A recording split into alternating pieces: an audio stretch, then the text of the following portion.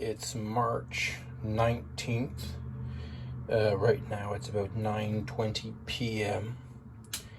This is New Year's Eve for Thelemites. The sun will cross the celestial equator at 11 p.m. tonight. So I plan to drink a little bit of wine and spend time in reflection. I also plan to read The Supreme Ritual, which is, at least in this publication, this is the big blue brick, the ABA that was published by the OTO, is called The Invocation of Horus according to the divine vision of W. the Seer. That's Warda. And this is meant to be performed before an open window facing either north or east. I have a north-facing window in my kitchen, so that's nice. The room should be filled with jewels. The invoker should wear diamonds and a string of, is it 44? A string of 44 pearls? Yeah. You don't do this. The instruction was omit. You have an unconsecrated sword. And it's supposed to be done at noon behind a locked door, but I'm going to do it sort of around 10:15 so that the ritual climaxes at the moment of equinox.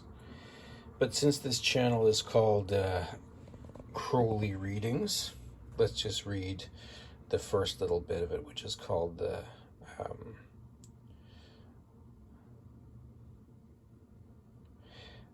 Confession.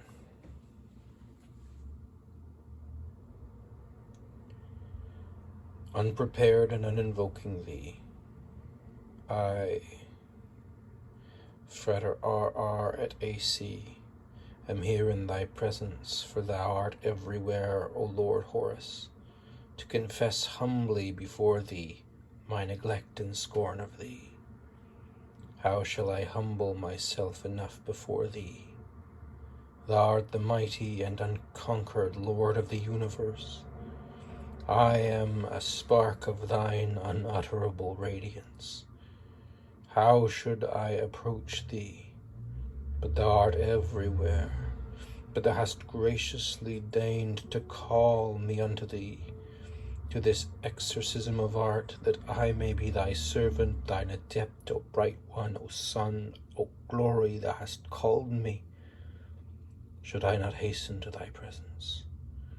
With unwashed hands, therefore, I come unto thee, and I lament my wandering from thee, but thou knowest. Yea, I have done evil. If one blasphemed thee, why should I therefore forsake thee? Thou art the avenger. All is with thee. I bow my neck before thee, and as once thy sword was upon it, I am in thy hands.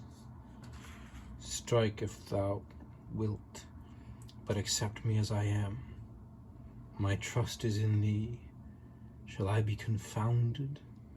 This ritual of art, this 40 and fourfold invocation, this sacrifice of blood, these I do not comprehend.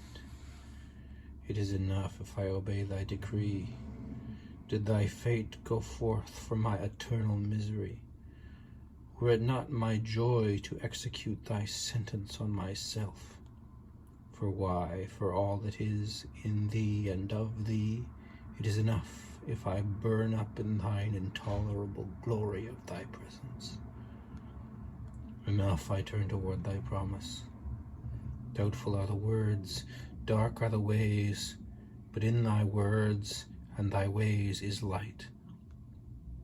Thus then, now as ever, I enter the path of darkness, if happily so I may attain the light. Hail!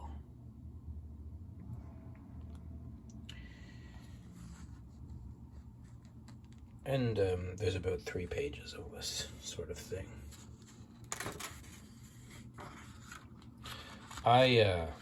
It's common for Thelemites, I think, to draw oracles after the practice of the Golden Dawn, who used to draw.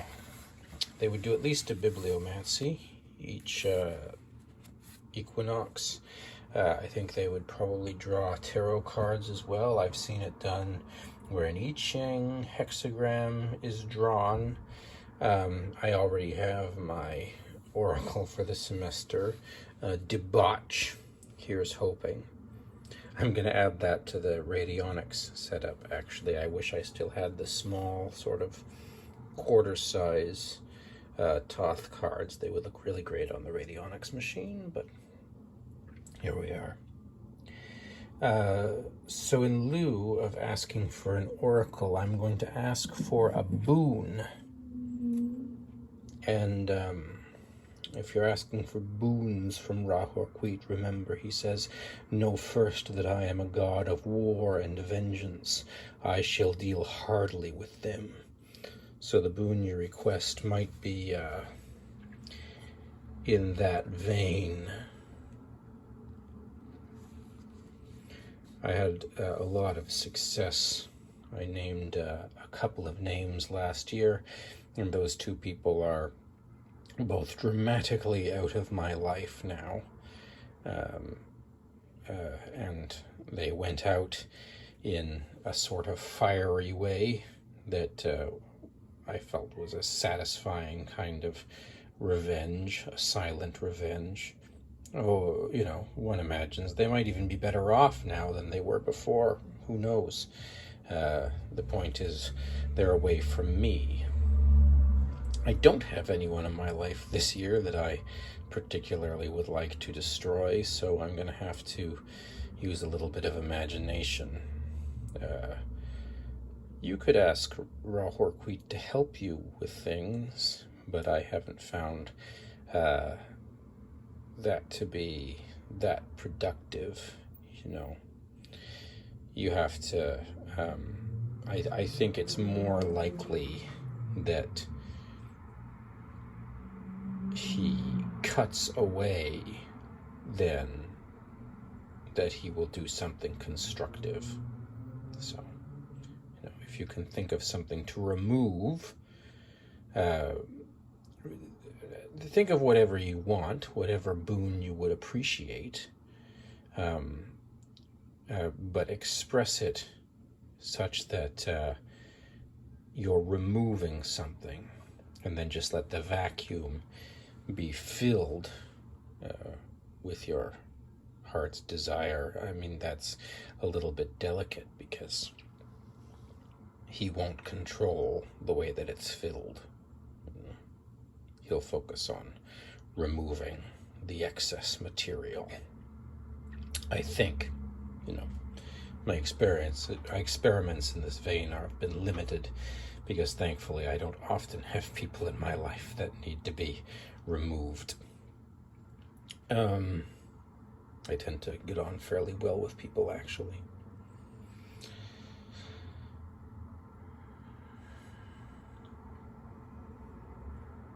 So this is the thinking for tonight.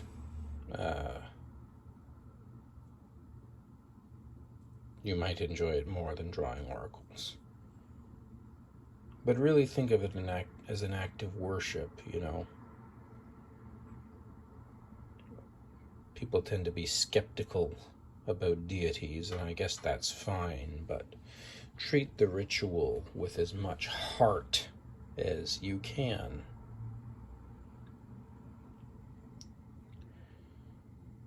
Be filled up with awe and appreciation and worship. Take especially this confession to heart. And don't say you're RR at AC if you aren't. Use your own magical motto here instead of Crowley's. I will use my own and say Frater AA or something like that, because I am an aspirant to the AA. If you're OTO, say that. All right, that's all I have for tonight. Happy New Year.